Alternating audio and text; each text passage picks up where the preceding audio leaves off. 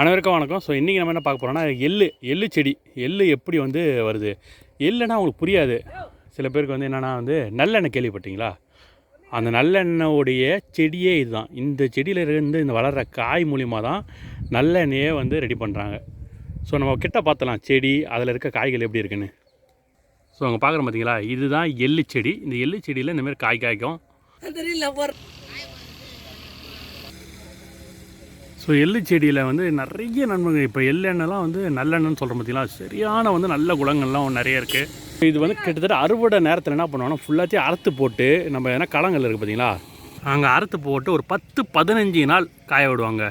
நல்லா காய வச்சதுக்கப்புறம் ஸோ என்ன பண்ணுவாங்க, காய வச்சதுக்கப்புறம் அதை வந்து ஃபுல்லாக நல்லா புடச்சி கழுவி அதுக்கப்புறம் வந்து மில்லுக்கு எடுத்துகிட்டு போவோம். மில்லுக்கு எடுத்து போய் இதை எண்ணெய் ஆட்டுவோம்.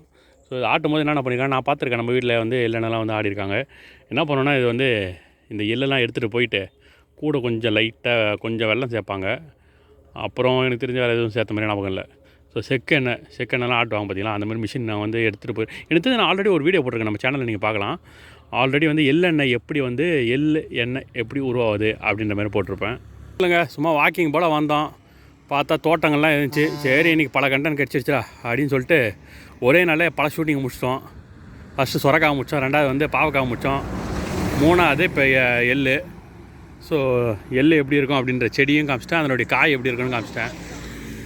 ஸோ எள்ளு பூ இப்படி தாங்க இருக்கும். இப்போ நம்ம பார்க்க பார்த்தீங்களா, இதுதான் எள்ளு பூ. இந்த பூ தான் ஃபஸ்ட்டு. அப்புறம் வந்து கொஞ்ச நாளுக்கு அப்புறம் நீங்கள் பார்க்கலாங்க, இந்த காயாக காய் காய்க்கும். இதை காய வச்சு இதை அடித்து இதை எண்ணெயாக்கி பொதுமக்கள் பயன்பாட்டுக்கு வந்து இதை கொடுக்குறாங்க. ஒரு பூவை வந்து பெருசிட்டோம், ஒரு காய் நஷ்டம். மன்னித்திவிடுவோம் ஓனர். இந்த வீடியோ உங்களுக்கு பிடிச்சா மறக்காமல் நம்ம சேனல் லைக் பண்ணுங்கள், ஷேர் பண்ணுங்கள், சப்ஸ்கிரைப் பண்ணுங்கள். Until then it's bye. இன்னொரு வீடியோன்னு சந்திக்கலாம்.